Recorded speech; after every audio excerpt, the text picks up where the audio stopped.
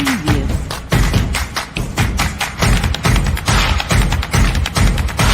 Previous.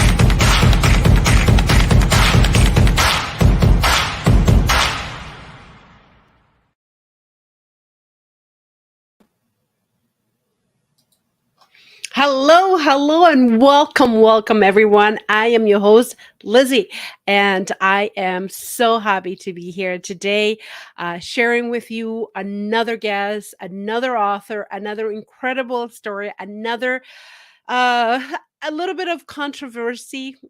I do that once in a while, or my guests do that, but that's okay. This show is to be able to show and showcase different aspect of life, and sometimes they're not too happy. Sometimes they're harsh to take, but I think if regular media is not doing, then somebody needs to do, and I think. Unfortunately, I'm it. Unfortunately, and fortunately, so yeah, I am so excited to have a guest with us today that is going to be touching you a little bit when it comes down to issues that are real, and a lot of us like to ignore. Or a lot of us like to say they don't exist or that was in the past. So, anyhow, we're going to get into it. I just want to make sure that if you are on our social media, please do connect with us. We are on all of them. I don't even how many know there are there, but there are quite a bit. There's Instagram, Facebook, obviously our YouTube channel, the there is I can't remember, there are too many, but we're connected to all of them. In LinkedIn, yes, that's a major one. And if you would like to chat with us, the chat is open. If you would like to say hello, question, I want to make sure that we keep it polite, and you could always chat and say hello. I will be displaying questions or comment, or just to say hello. This will be recorded, and so yeah, just keep it civilized. And not only that, we want to be able to contribute some in some shape, some form, to all of you that are watching worldwide. If not now, it will be later on.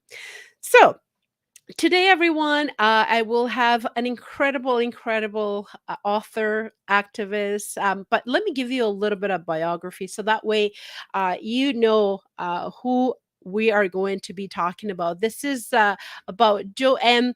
Maseko, and he just Masenyo, which just pronounced his last name. But Joe is um, a theorist, human rights activist, economic, and social philosopher. He is from the Congo, born American, feeded global bottle merchants of ideas. Now, he is a writer. He's written a very incredible book. We're going to talk about that. And his writing has been concerned with the economic injustice of poverty and that I know you guys are probably thinking, "What did you get into, Lizzie?" Well, I got into a lot. He argues the ability of individuals to understand the world and creative response and challenges that confront humanity. He is the founder of In Charge, an independent partition organization that promote the participation of young people in social, political, and economic dialogue in the nations and the global level, and that is incredible. He is also does workshops around the world, but mostly we're going to be talking about an incredible book that is called Itosim, and we'll find out what that really means. So absolutely. It is an incredible date today. I am very excited, and I would like to welcome him with a wonderful round of.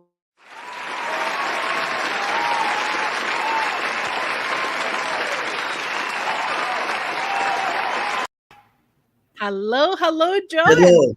Welcome to Toronto, Canada, all the way from Florida. Right Yes. now, that's what you are, and I know it's hot there. Just it is unbelievably hot here today. We're enjoying the summer, but other than that, I mean. Your life, it's I've been watching some of your videos, I've been watching some of your vlogs, you've been on television, you've been all over the world with your cause, with your nonprofit. And one of the things that I always ask, what inspire you? What happened in your life? Why did you decided to get involved and to participate or to even bring this cause across the world? What happened? I think mine, I would say, is was more. If I can exaggerate a little bit the term, it was by accident. So I was in the U.S. I'm from Congo, like you said, and I was working for the government. But something was always nagging me because yes, I'm from the Congo. I've seen poverty without understanding it, without paying attention to it. It was somebody else's problem. I've been to the US, so I've seen poverty also. I've seen discrimination. I see the same strength all over the world, even in Toronto. So it took me going to Kenya. I ran into a woman, Mama Vance. I wrote in my first book, and she gave me a kid when the police was trying to come to us, and understood at that time. She explained to me that Kenya passed an ordinance saying like one should not beg downtown. So they didn't want to say poverty. And I lived in Florida. I saw the same approach, as I can call it, the war on poverty, even in Florida, where you can be arrested because you're poor or look like a hobo. So as I got back to school, I said I need to understand this problem on an academic level. And one day, fears, I decided to write a book. And when the book was published, people keep asking me question or solution, and that's what I can say the starting point of my crusade. Your crusade, I love that. How old were you, Joe? When I started to write the first book, I wrote it when I was, let's say, 28. Okay, okay. Yes, So fairly young compared to what we are right now. But yes, a lot of people see things in the world, and a lot of people discover, and a lot of people get awakened. That's what I call you are awake, but they do nothing about it. In your case, you had to write something about what you saw, what you felt, and you see a lot of places in the world that are very poor. Poverty is a yes, reality. yeah. M- and that makes you confused. It makes me confused. This country has so much wealth, so much to give. Why is the situation it is what it is that one of the things that made you wonder or question yourself, why are we having this such of disconnect?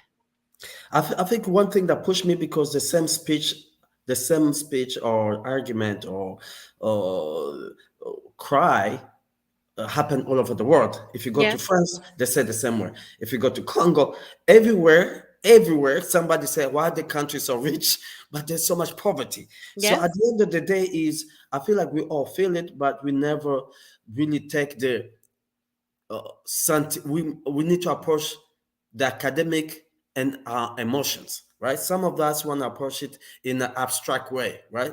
Write a ball, write I don't know, equation, and that's it.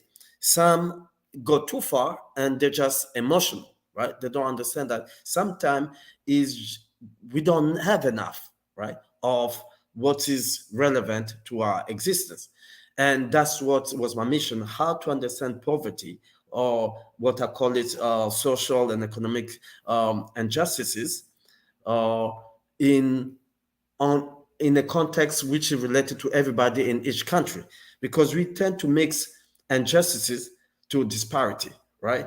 Because if there's disparity without injustices, then there's another problem. But most of the time, due to capitalism, then the disparity is created by a certain injustices. So that's what it took my journey to understand and try to explain it everywhere, that the same problem is a global issue. We need to look at it as a global issues, it but we is. should not take the emotion out or just look at it also just with the emotion, because then we get lost in really what is happening. Some places there's disparity without injustice. So Hmm. that's how we need to find a cure for this problem. But some else, most of the time, when there's a disparity, is caused by a certain injustice. And that's where I preach, that's why my crusade around the world. If we can talk about disparity and we understand the argument why there's a disparity, because there's an injustice. It can be racial, it can be age, it can be gender, but we Mhm. need to address it in those terms. But we should not just address the injustice. We should not, most of people can talk about injustice. Most people can talk about disparity, but the bigger challenge is the solution. And Yes. I find that we all are afraid or give away to capitalism. We try to fix capitalism, right? Patch it. We call it something else because it's like the world has not gotten to the point to understand we're not the same people that was in 18th, 19th century at the Mhm. beginning of capitalism. We are new human, right? And we need to have another form and another arrangement, right, that is relevant to the 21st century. And that's where ethos is come in play. Because I was asking all the time, like, what is that thing that you try to explain? So I had to come up with a name that doesn't exist. So so I was driving with my wife, and it just happened that I asked her, like, I was going to a conference, and I said, check, ethos does exist, but Mhm. does ethosism exist? And she Googled it, ethosism does not exist. So I said, okay, this thing that I'm trying to explain is ethosism. Okay. And for a lot of people, that is actually the title of the book, Eticism. And it is basically, you're in your book, you're trying to explain the differences, the link, the lack of a connection between poverty and capitalism in this book. What are people getting out of this? That are they better understanding? Because you're pretty much a hands-on. You just don't talk and preach. You actually go in places and you're hands-on, like I said. But are people getting it? Because it is difficult to explain once you're here for us. So thank you, so we can understand it. So what I did in my book is there's no math, right? So what happened in my couple from previous book, people were asking me what is ethosism, because I thought that people got it, right? You, Yes. I can see it, you should be able to see it. Then I understood, no, we have different ability. One person told me, like, the closest animal to us is a monkey, but the monkey cannot talk because the cord is not the same as human. So you gotta be able to explain people as easy or dumbest way, because we don't have the same ability as you do. As the same way that I cannot play guitar, it takes me a while to learn how to play guitar, and I still don't know. So ethosism fundamentally is what? First is the argument that I make in the book. I say 2018, 18th century, 19th century, there's a big difference is what? In the 18th Yes. century, you took somebody from the farm, he came in the city, you pay for his training to know how to make a shoe. So he's right that you take all the surplus that he create, right? Because you paid for his training. But with time, today, if you get hired, they ask you your qualification. So you buy your own means, you pay for your own means of participation. And from that point of view, you cannot be paid like in the 18th century. You should not have a wage, you should not have a salary. And one of the points that I'm trying to make at the end of the day, I say, look at today, we have so many billionaires, right? Today, there's a research that say that 40% of the population hold only 2% of the wealth created, and 10% hold 70%. The difference between these two groups, one gets a nominal wage, and the 10% get a percentage of the profit. I like is fine with me if we were not going to buy our own means of participation. Today, I pay for my financial aid. I pay for my school. I have loans. I'm still paying on it. So my knowledge is as good as money, as good as gold. And we all have to have the percentage of the profit. By having the percentage of profit, one thing happens. We take away the middleman, which is the government. And everybody, if that's the only way that we can share prosperity in the most equitable way. If everybody get a percentage, means if Amazon is so successful, is creating billionaire, it should create Jeff Bezos will have billion, but he probably will not have $100 billion. He could have Mhm. been at 20 billion, but he will create so many billionaire, and if you can call them thousandaire. Everybody who participate in the success of Amazon should have get a percentage, paid in percentage, right? All these big company, but also when the company fell, everybody should go bankrupt, right? Because right, it's everybody should get also the blame or lose. So once you have written your book, are people able to understand it and get it, and also help you on your endeavor, on your inquest? Because one thing is to I can see, I feel your passion and your Yes, love for this, and I know that you're very, very involved, and you're this is part of you, like this is you, and I can't imagine you doing anything else, and I don't think you can imagine yourself doing anything else. What are you looking forward on your perfect clients to get out of this book? What are they going to get out of this book? so when people read this book, they get it. Right? Most of the people, when they read it at the end of the day, they say, yes, we need a new economic arrangement. But Mhm. the next step is I go to conference to convince communities to adopt it, to try it. Yes, it's a theory. Yes, it's an idea.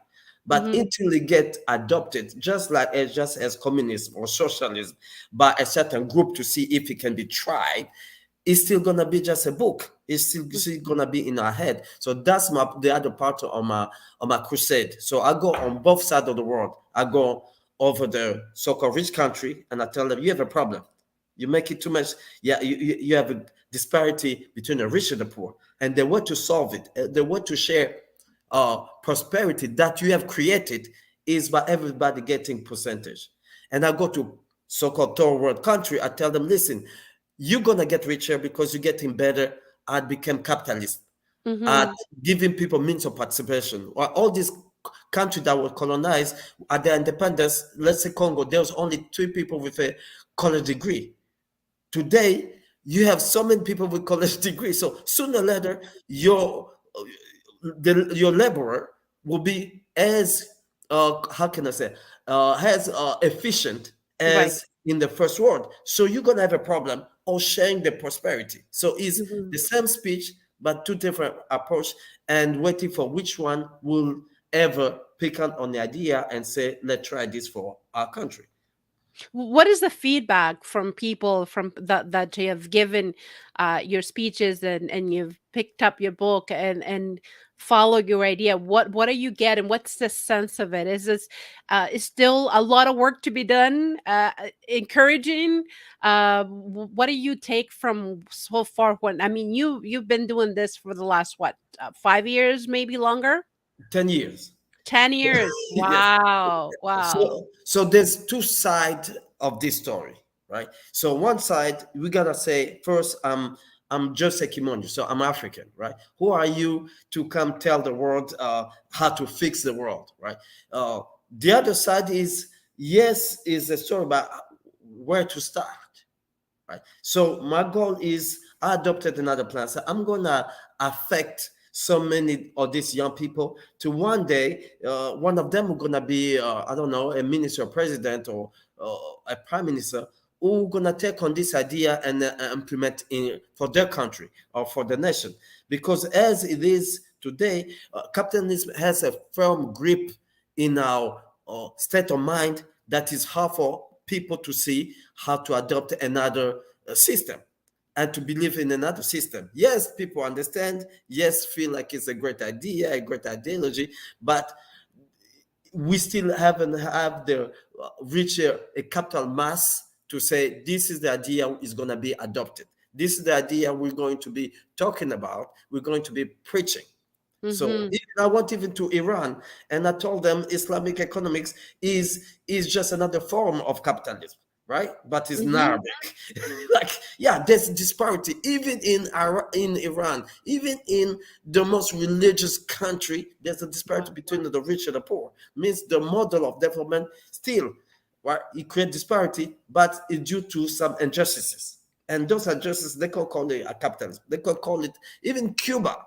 which is communist country, you can see the difference between the have and the have not. So I Yes. tell people, no, it's because the world today, even Cuba, you have so many people educated. There are too many, they have a lot of people with good quality of means of participation in a modern enterprise. So if they're open to the world, they're gonna create a problem, because yes, they will know how to create prosperity, but they don't know how to share it, or they don't have an adequate system to System. spray prosperity for all. So what So is the point of creating prosperity if we won't be able to share it? in the long run, I can see and I understand that not only you're working now towards this idea, this crusade, as you call it, but you also banking in the future. You want to leave, you want to be able to create a legacy and have this for the next generation. So whether it happens now, you are banking into this idea to grow and to become reality in the next generation. Is that what I'm getting? Yes, yes, that's what I'm getting, because you and I, we are so much deep in capitalism that is going to take too much to bank on now. So for me, I'm like, on the long run, like King said, we're gonna die, but idea stays. Oh, Idea for sure. stays, and it can make a difference. So I bet on the next generation to not only understand it like we do, but to implement it, to understand. Yes, we overproduce, we over this, we don't even consume no more. We just shop. Right? Because the biggest in the 60s, 70s, the biggest threat was overconsumption, right? But now we don't even consume, we just shop. We just produce a bunch of stuff, and then because our country, they want to keep the system which is not sustainable. That's why we get into credit, right? People are able to Mhm. see the future now. Country, the most, all of the 10 richest country or developed country, they are also the 10 the most indebted, right? I'll tell people an example. Belgium and Burundi, poor Burundi, same size, almost same population, but Mhm. one is developed another. Is not only because Belgium did colonize Congo, but debt of Burundi, I think, is close to 1 billion. Mhm. Belgium debt is 600 billion. So if you give today Burundi 600 billion, it's going to become a Belgium. It's going to be developed. Yes, we can waste money, but this is 600 billion. So yeah, Mhm. all of this intricacy in understanding the world, right, and who's cheating, right? That's why I come to the point. Say, yes, I can tell people, I can teach people how to cheat, but it's going to create another problem. It's going to create prosperity, but then how are they going to share it? One What? of the things that you brought up, which is incredible, how the world and how we are big consumers. And I remember being part of an organization to collect clothing from Canada and give it to third world countries. And I've managed to get in touch with groups that, especially in Africa, the only thing we do here is we burn clothes from North America because there's so much of it and we can't even use them. Yes. And thinking that we're doing a good deed because consumerism in North America is ridiculous. This is just what you said. There is no need for us to be consuming that much. It's just it becomes a sickness. Absolutely, it becomes a way of escapism. That's really what it But the is. problem is this: there's two factors in this story. So people forget that consumers shopping is in Africa now. So people take what people don't want and they dump it to Africa, which created some ecological issue, right? Challenging. Two, if you stop shopping in North America, the economy is in trouble. So on both sides, there's no solution. Even though you take now, when you go to country like Kenya, Congo, Rwanda, Burundi, you find all these used things sent to this country, and this, unfortunately, this country have access now to China, which is get them so-called better product at a cheaper price. So they also have to face today a cheaper version of this shopping disease that is known in North America. So how to solve this problem? I tell people is not sending clothes overseas, and how to stop from people shopping. Then we're gonna create an economic crisis. Right? This machine is a crazy car, right? Well, it's a big bus and with a mad, a crazy driver. But until we understand the solution, yes, we know how to create prosperity to a certain point. We're efficient at creating prosperity, but we're really bad at sharing prosperity. And that's what is the real problem that Mhm. we need to understand. And I'm glad that you're here to explain it to us.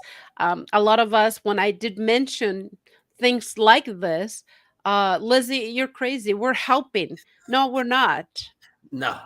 No, we're You're not. creating another garbage dump Somewhere else because we somewhere don't else. want it in our backyard. Yeah, and even So, worse, this case, Canada, the US, North America, most of these developed countries, they know how to get rid of, in the most ecological way of this garbage. But these are the country, they just dump it on the street, right? You have river full of the river choking with all this stuff that we dumping, so-called helping them.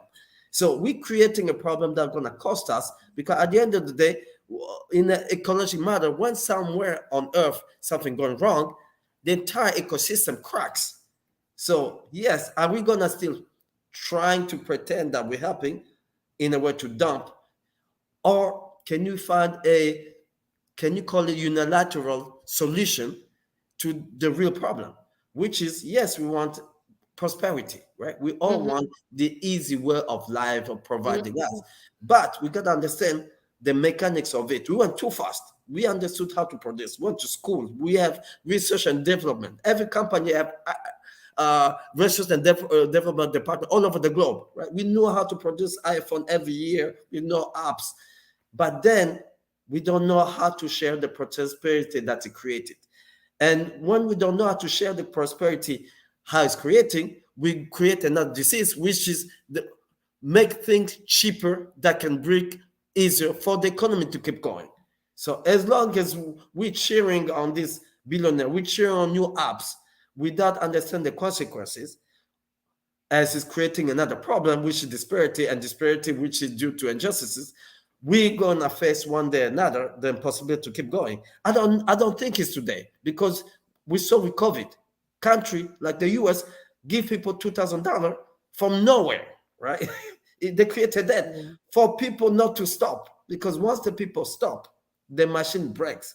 And it's mhm, become like a consensus in the developed world to cheat, right? When we give mhm, one way or another, Canada did it, right? Everybody tried to serve this business for people to keep shopping, right? And we know mhm, that today people don't produce that much, right? The biggest industry are service industry, right? Every good economy is 60 to 70 sector is into service. Means they're not producing, they're just maintaining or selling you something. mhm, So what about when we all get to 90%? We become so sufficient that I tell people like in the 1900, I think like it was, I think 80% of population, if I remember, was into agriculture in the United States. Today, it's 3%. mhm. 3% are able to produce so much that we can eat and dump it. So now, That is crazy, and I'm glad I'm glad you're here, Joe, to share this. It is a harsh truth. yes, It is but it's the reality. And again, like I said it earlier, the regular media is not going to show this. Is not going to talk about this. Is not going to um, devote all this information. So I'm glad that you're here. One thing I don't want to forget, though, it is where can people find your book? I think like it's on Amazon and all. They just have to Google the ecosystem or just Google my name, and I think is they can get it online on every I think online site that sell books, bookstore. And you do have it in different languages too, as well. So, which is incredible. And right on this, whatever app you're watching, whether it's on my website or on YouTube, you will be able to have the link to his website. and share this information with others. He's all about creating a legacy, and this crusade, it is all on his own. I know wife and family members are supporting you, probably, maybe not, I'm not sure. uh, maybe the No, wife, maybe the wife. yes, because my wife, she's a professor. She does research on global health, so that's what allows us to bounce ideas. That made it easier, because if you have nobody, it's not only supportive, but somebody which you share the same vision, and you share what I call the same madness. It's hard to keep going, because at the end of the day, I know that you started your show, and at one point people tell you what for, right? There's so many shows, there's so many people. What difference would you make? But there's some people who understand we all have some story, we all have an idea, we all have something to say and contribute to this life, to the world, Mhm. right? That's right. And I agree with you. What for? Because. And because that's that's it. it. Because I don't want to forget also to share the website with everyone, which it is right here. And I'm gonna stop sharing, and I'm sharing for you to be able to get some information. The website again, it is.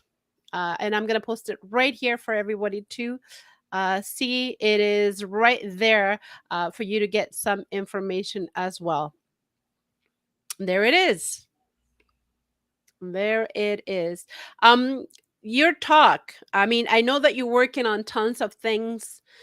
You have many things on the go. What is next for you, other than traveling and sharing this with the world?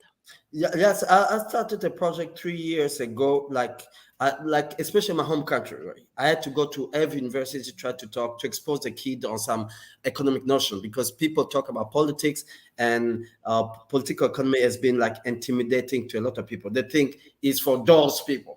So I try to engage people on some ideology, some new one. Then I figure out, why don't I start a channel, right? TV station, where instead of me going to every town, try to hit every world with everything that's there. So 3 years ago, I want to start a television, but I'm so-called controversial. So it's been 3 years that I've been blocked. I just came back from Congo, tried to launch it, they blocked me again. So on one side is that.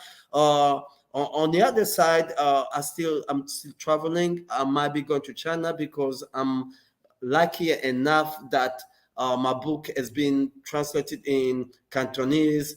So Wow. Mandarin. So Mandarin. So I'm going to go there. Is some young kid who read my book. I don't know how, and they asked me to translate my book. I'm like, why not?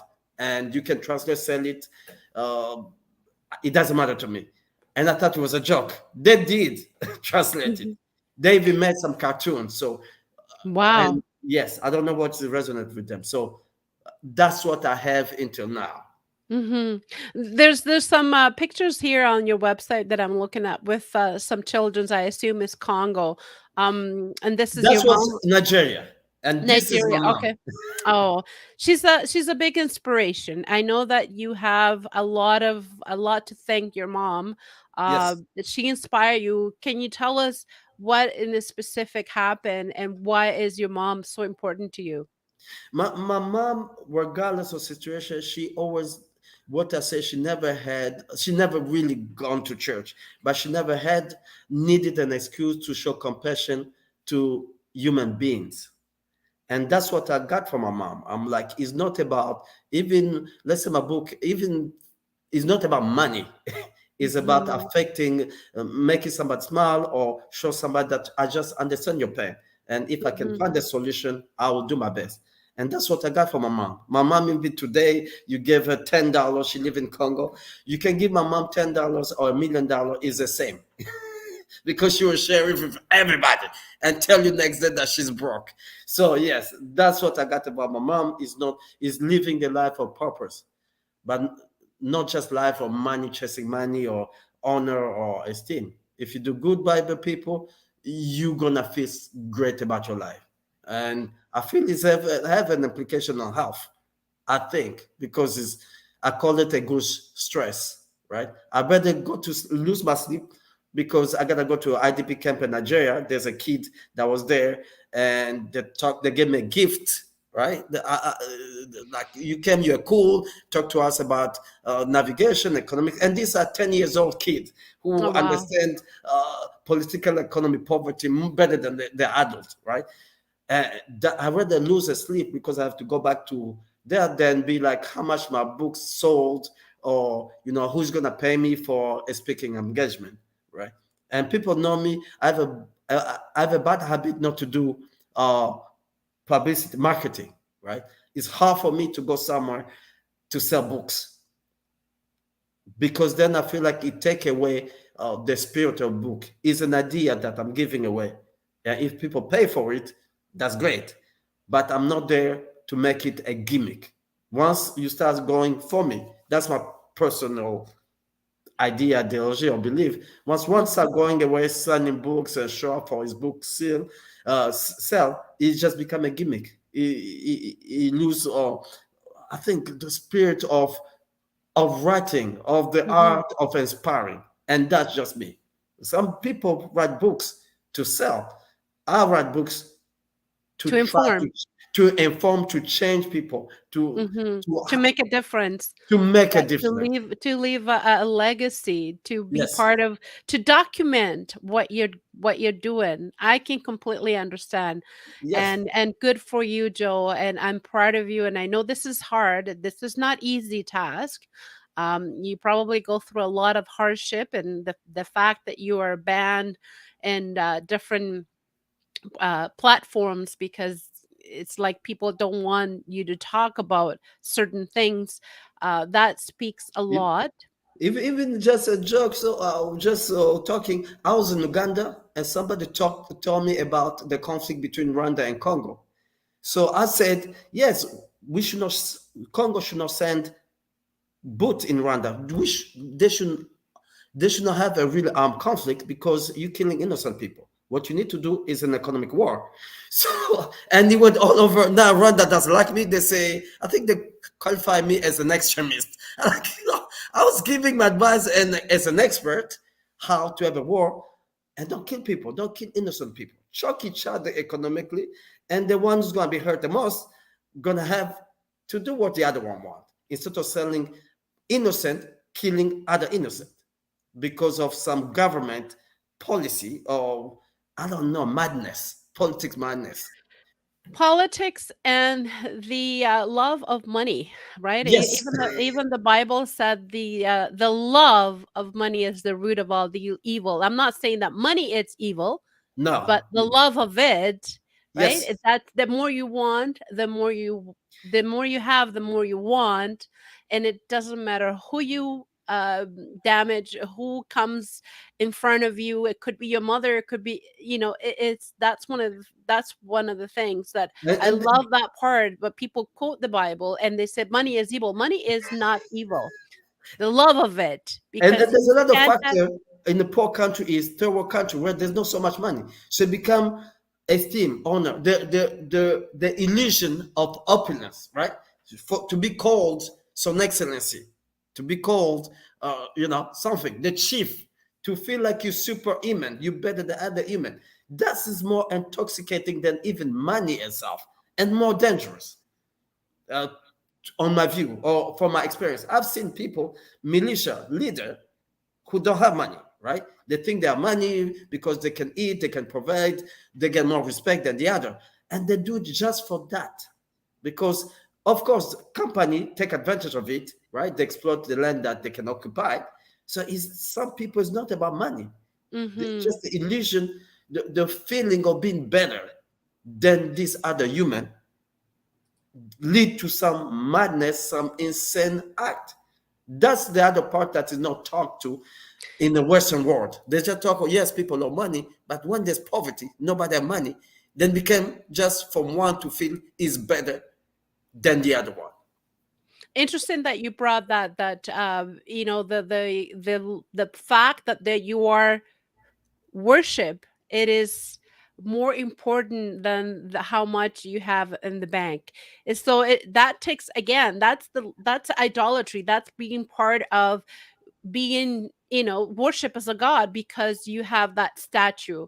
And those are the two things that takes a country, takes a society, takes a people apart, takes them apart. One of the things that is obviously the love of money, and then to be one, to be worship in a sense that, wow, you are Yes. everything.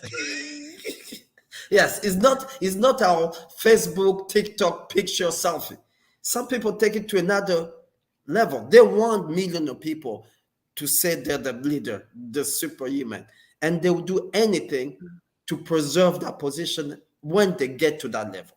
Right? Interesting. And I'm Yes. glad you're talking about it because, again, we don't hear, North America doesn't hear, because we know that this is not what is going on in North America. What is going on in North America, the more money you have, the better you look at, the Yes. better clothes that you have, or the car that you drive. Those are the things that drive most people, not me, but Yes. most people.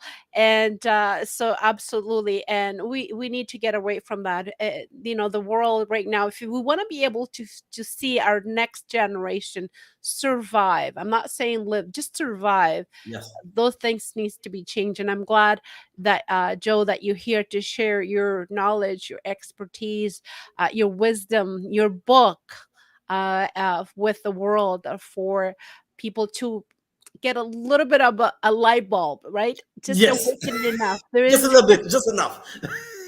It will take the other person to take it to the next level. So for me, even I write in my book, they say, I say like the economics as a science need to disappear, because I'm like, one of what is fundamental at the root of a lot of this problem, racism, uh, ageism, right, is the notion of scarcity of resources, right?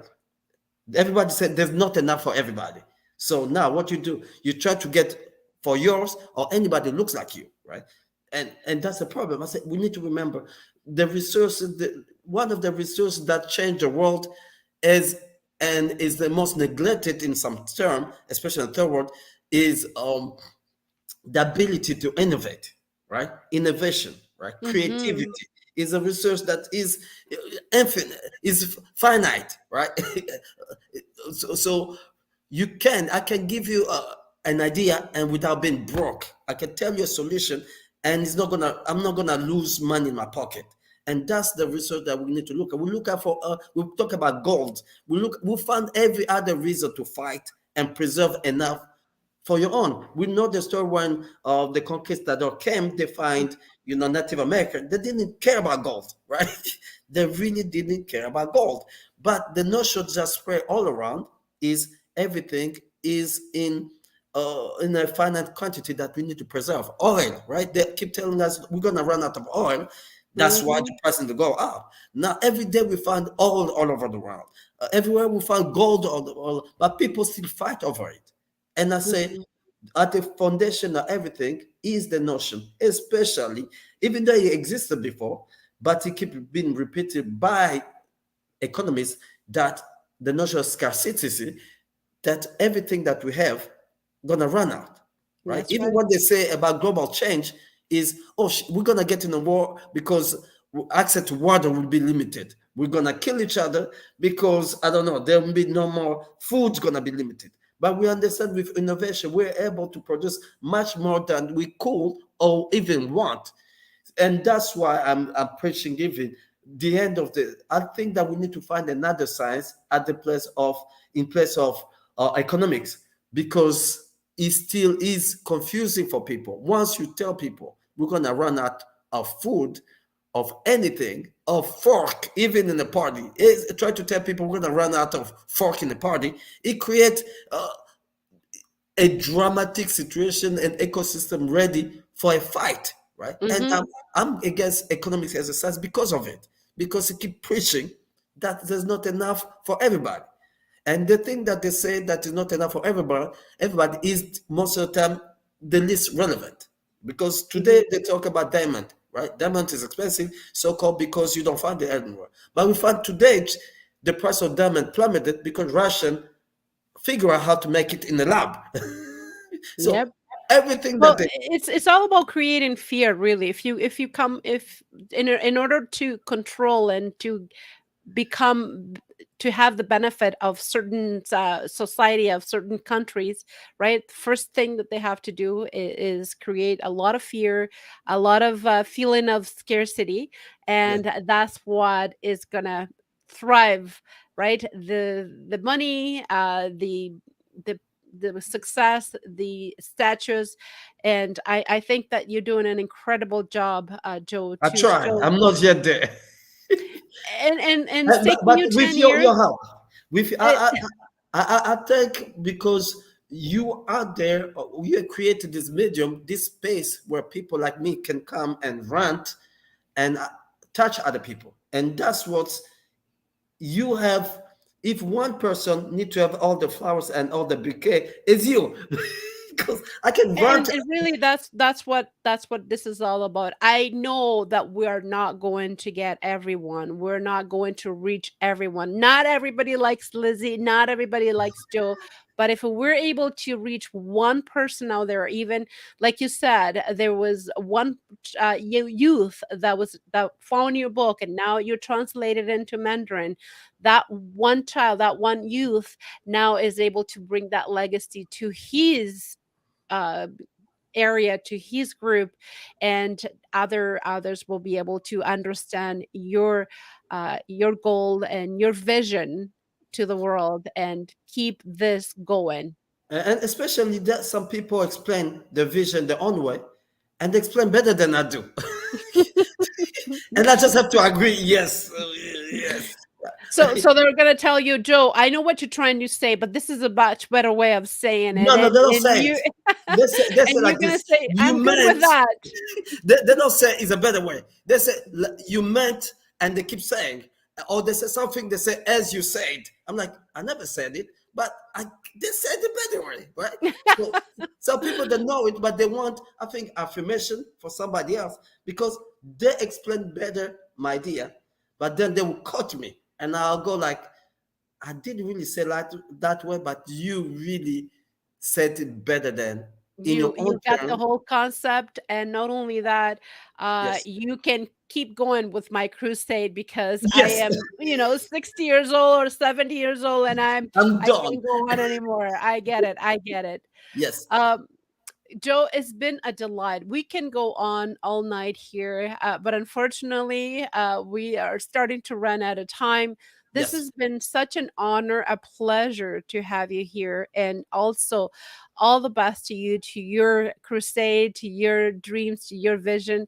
And again, everyone, the book is on Amazon, or you can order from the website. The website is right here in front of you for you to be able. There's a link right on YouTube, and for you to be able to access if you would like to, if you're courageous enough. You can always connect with Joe to have him on your stage to deliver an incredible speech, an incredible teaching, and with more details. If you, again, if you're courageous enough, uh, Yes. you could do so by connecting with him, or you can even connect with me. I will forward the information to Joe. This I know you'll be in for a ride. Joe, any last word?